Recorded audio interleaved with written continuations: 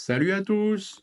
Est-ce que ça vous dirait de contrôler visuellement chacun de vos appareils connectés tout en ayant une vue d'ensemble de votre habitat? Et sans être un expert, on va rendre tout ça hyper intuitif grâce à un plan 3D que vous allez vous-même créer en quelques clics. Et ouais.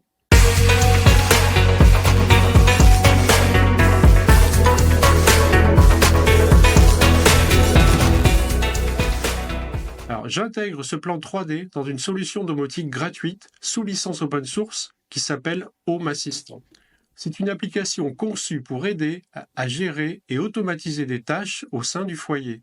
Cela peut inclure le contrôle des appareils intelligents, la gestion des emplois du temps, l'envoi de notifications, la lecture de musique, la réponse à des questions et même permettre à différents appareils de communiquer entre eux.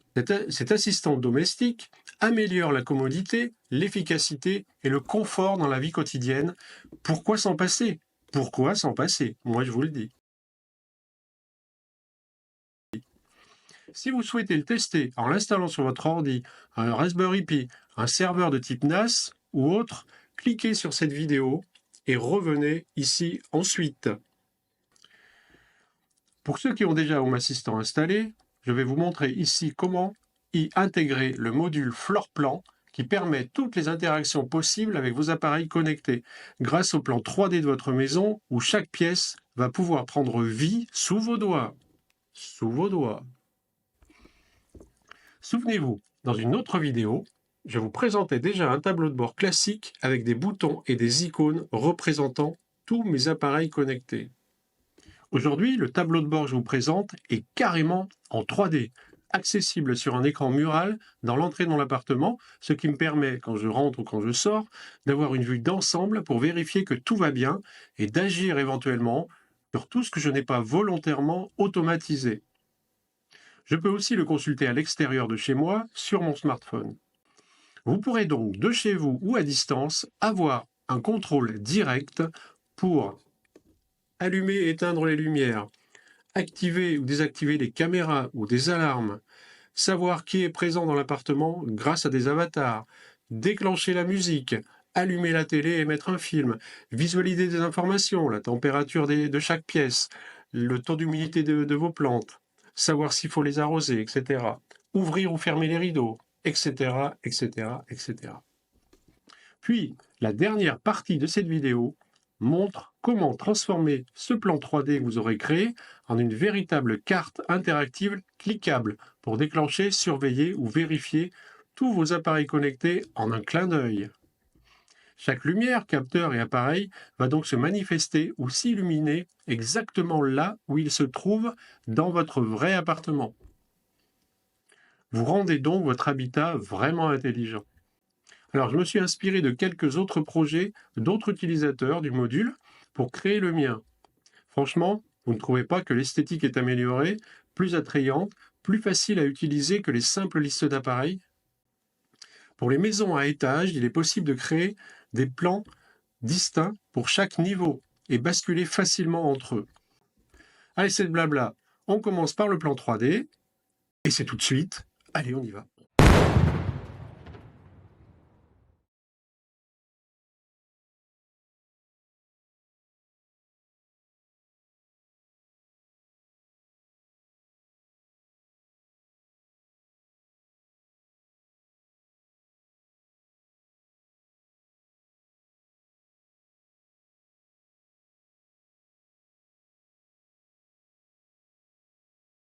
Alors, c'est là qu'on va passer sur l'ordi. Allez, au boulot. Donc c'est parti, vous rendez sur Google, vous tapez Sweet Home 3D et on arrive sur le site, encore une fois totalement gratuit. Vous pouvez regarder une petite vidéo qui vous montre comment rapidement faire un plan à partir de votre plan à vous, un plan 3D grâce à un plan 2D. On vous montre aussi que vous pouvez utiliser une version online, ce que j'ai fait pour m'entraîner un peu au logiciel pendant quelques temps, c'était sympa. Je vous propose plutôt d'installer le logiciel. Vous cliquez, donc c'est simplement, vous allez sur cette page-là, donc on vous explique un peu que ce logiciel est compatible avec à peu près tout.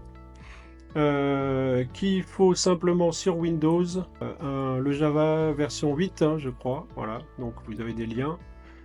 Il suffit de cliquer sur ce lien, installer la version de Java 8 si vous ne l'avez pas, et c'est parti. Il y a plein de bibliothèques un peu supplémentaires que vous pouvez installer aussi qui sont sympas. Donc je vous mets le lien hein, en description direct. Voilà, donc là, vous arrivez sur cette page-là et vous téléchargez. Vous savez télécharger un logiciel. Si vous avez la moindre difficulté, dites-le moi en commentaire. Alors, une fois que vous avez téléchargé Sweet Home 3D, vous allez l'ouvrir, tout simplement. Alors, tout de suite, essayez de l'enregistrer. Prenez la voilà, enregistrer sous, et vous l'appelez, moi je l'ai appelé Home, vous pouvez l'appeler ce que vous voulez, mais voilà. Alors, important, vous allez dans vos préférences, voilà. Les préférences sont importantes, parce que c'est là que vous allez pouvoir indiquer plein de choses, la langue, l'unité en centimètres, les dimensions de vos murs, épaisseur des murs, hauteur des murs et épaisseur des planchers même. Et indiquer vos vraies épaisseurs de murs ou hauteur de mur, récupération des données. Moi j'ai mis 5 minutes là, voilà, pour être sûr de rien perdre. Et on y va. Vous voyez, il y a créer les murs, créer les pièces, créer les lignes et créer les cotes. Donc voilà, vous commencez par créer les murs. Alors non, non, non, non, non, non, non. Vous commencez par importer le plan, donc en JPEG ou en PNG, de votre maison en 2D. Donc là, il y a une petite ligne bleue qui va vous permettre de calibrer en fait la mesure de votre appart. Donc, si sur le plan il y a 3 mètres et 3 mètres, vous voyez, ça fait 6 mètres.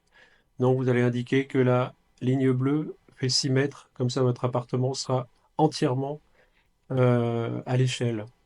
Donc ce plan 2D va vous servir comme un calque un petit peu pour réaliser les vrais plans 3D par-dessus ce plan 2D.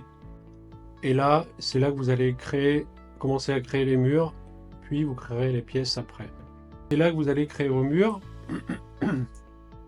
Tout simplement, vous faites glisser avec votre souris d'un point à un autre et vous double-cliquez pour terminer le mur. Après, vous pouvez faire des copier-coller du mur. Voilà. Très facile à faire.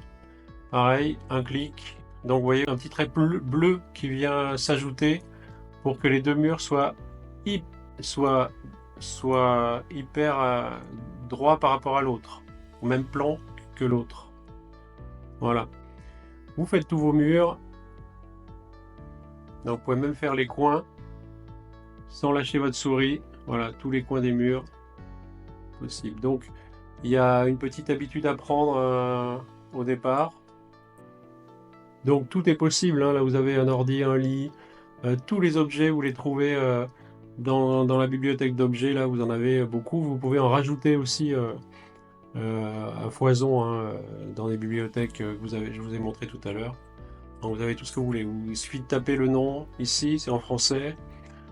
Fenêtre, vous trouvez toutes sortes de fenêtres. Donc, vous choisissez celle qui se rapproche de la vôtre.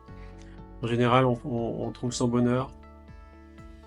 Et vous intégrez donc en faisant glisser tout simplement tous les objets. Donc là, il y a une fenêtre qui s'ouvre donc de l'intérieur ici. Hein, il y a même les ouvertures ici, etc. Voilà.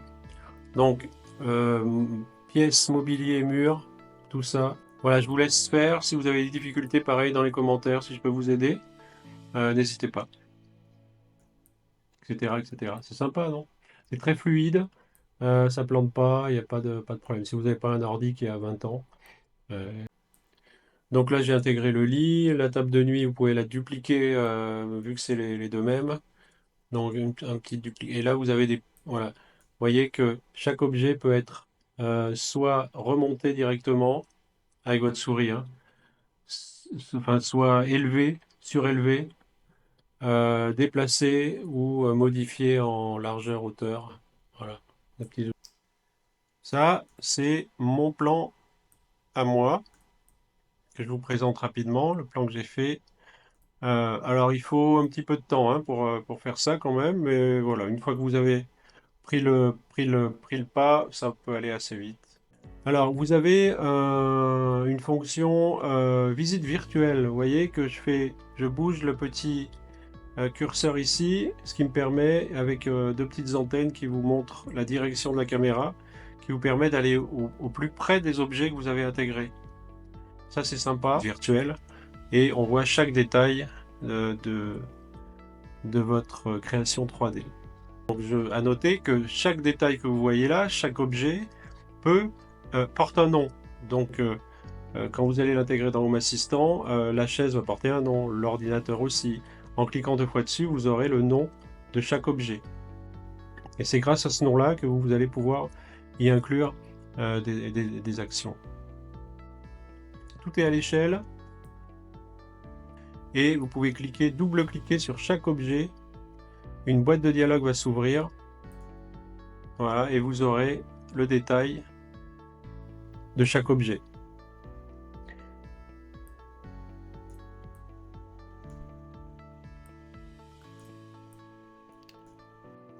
Alors, vous pouvez changer la couleur, la texture, le matériau de chaque objet. Alors, ici, vous allez pouvoir l'enregistrer quand vous avez fini. Ça vous donne un fichier .obj. Dans votre Home Assistant, vous rendez dans les modules complémentaires. Et là, vous allez taper Samba Share pour avoir accès au dossier de votre architecture Home Assistant. Donc, si ce n'est pas déjà fait. Il n'y a pas grand chose à faire dans la config. Vous voyez, vous mettez username, un password, workgroup pour y avoir accès dans votre réseau local. Ensuite, si vous revenez sur votre Windows, et ben, tapez directement 2 anti-slash homeassistant.local et vous avez accès à vos fichiers de configuration ici. Donc l'export que vous avez fait de votre plan 3D, vous allez pouvoir le mettre là dans config. Là où vous recherchez, alors c'est dans www community, et là vous avez votre module qui est là, Floor. Donc c'est là qu'on va placer notre module Floor 3D. Pour ça, si vous ne l'avez pas installé aussi, je vous explique comment on fait dans Axe. Donc la partie Axe de Home Assistant, vous cherchez Floor 3D card, voilà, et vous avez le module. Donc si vous ne savez pas non plus installer le module, je peux vous expliquer, ou si vous n'arrivez pas à le trouver. Tout est expliqué là. Voilà, donc il faut un petit peu de temps, mais vous allez voir avec le plan qu'on a fait, ça va être très rapide. Alors ce que vous avez à faire pour l'installer, c'est de cliquer sur le premier lien, la installation.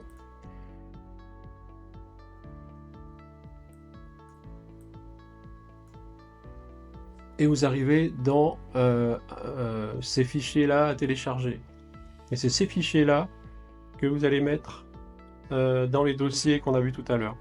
Donc vous rendez dans votre Home Assistant et une fois que le module est installé, vous rendez sur vos dashboards et je vais vous montrer comment l'intégrer. Donc tout simplement, voilà, j'ai fait une fenêtre YouTube.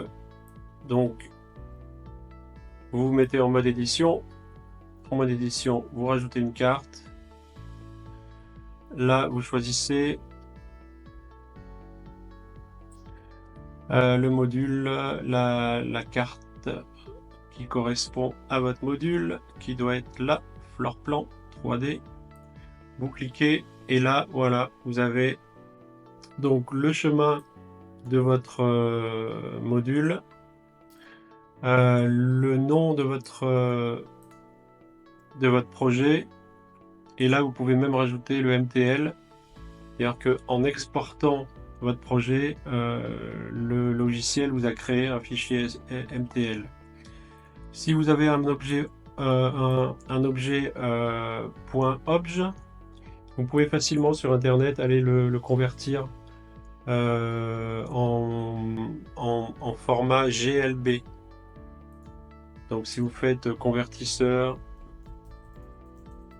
format obj en GLB, vous allez trouver votre bonheur.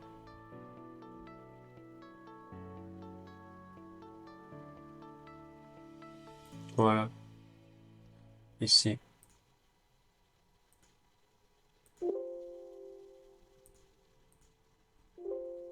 Donc vous téléchargez votre fichier, puis il va vous le convertir. J'ai essayé, ça marche. Voilà.